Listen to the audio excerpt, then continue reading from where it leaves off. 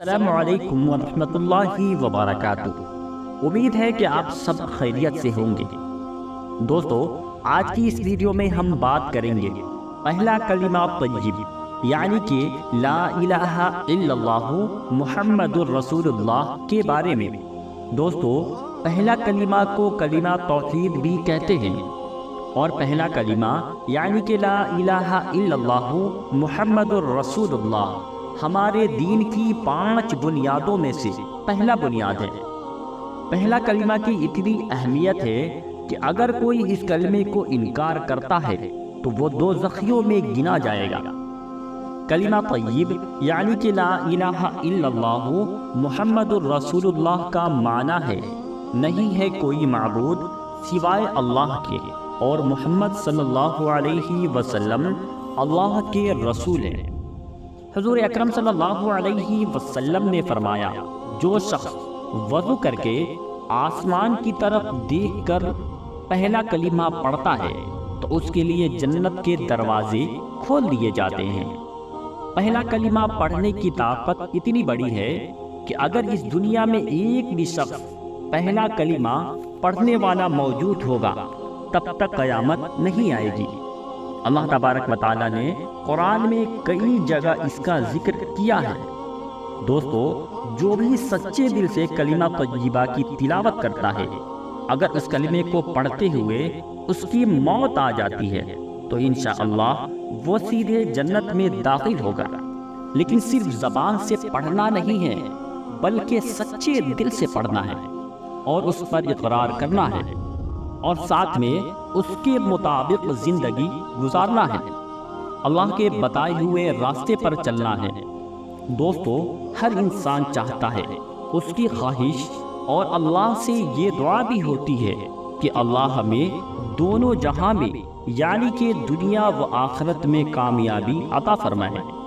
حدیث میں ہے کہ ایک مرتبہ ابو بکر صدیق رضی اللہ عنہ رسول اللہ صلی اللہ علیہ وسلم سے دریافت فرمایا، اے نبی، دین میں نجات کا ذریعہ کیا ہے؟ تو آپ صلی اللہ علیہ وسلم نے فرمایا، جو میرا لایا ہوا کلمہ پڑھے اور دل سے قبول کرے۔ دوستو، پہلا کلمہ کی فضیلت یہ بھی ہے کہ جب ہم مرنے کے بعد قبر میں ہوں گے تو کلمہ طیبہ قبر میں ہماری مدد فرمائے گا۔ ایسا اس لیے ہوگا کہ دنیا میں کلمہ طیبہ کو پڑھ کر اس پر عمل کر کے زندگی گزاری ہوگی اور اللہ کے حکموں کی تابعداری کی ہوگی۔ ایک روایت میں لکھا ہے کہ حضرت عائشہ رضی اللہ عنہا نے اللہ کے رسول صلی اللہ علیہ وسلم سے کہا، میں تو ایک بہت کمزور عورت ہوں، اور مرنے کے بعد جب میں قبر میں جاؤں گی اور جب منکر نکیر نام کے 2 فرشتے پاس آئیں گے تو میرا کیا حال ہوگا؟ میں تو بالکل اکیلی رہ جاؤں گی۔ تو آپ صلی اللہ علیہ وسلم نے فرمایا، اللہ تبارک و تعالی کلمہ طیبہ سے مومنوں کے قدم جما دیں گے، اور دنیا میں بھی مومنوں کے قدم جما دیں گے۔ اللہ تعالی جو چاہتا ہے وہ کرتا ہے۔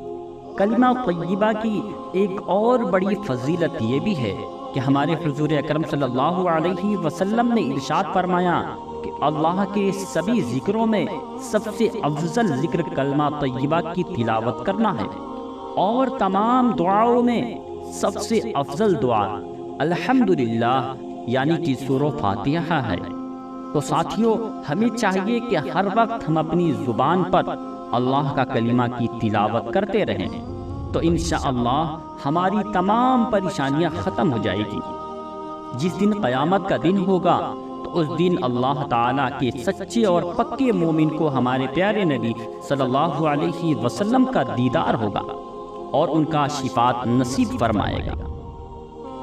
ایک آدمی آپ صلی اللہ علیہ وسلم کی خدمت میں حاضر ہو کر کہا، یا رسول اللہ صلی اللہ علیہ وسلم، میں بہت گنہگار ہوں۔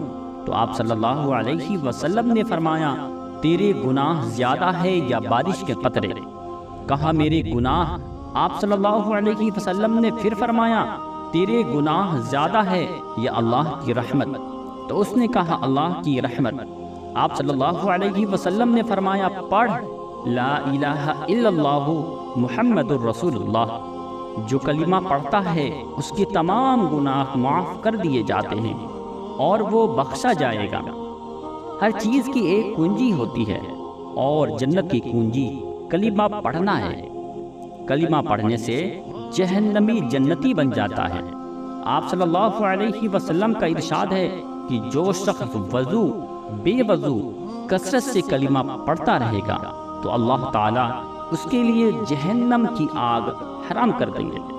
تو دوستو اتنے سارے فائدے ہیں کلمہ طیبہ پڑھنے کے، تو آپ بھی کثرت سے کلمہ طیبہ کو پڑھتے رہیں۔ اللہ تبارک و تعالی ہم سب کو کلمہ طیبہ پڑھنے کی توفیق عطا فرمائے۔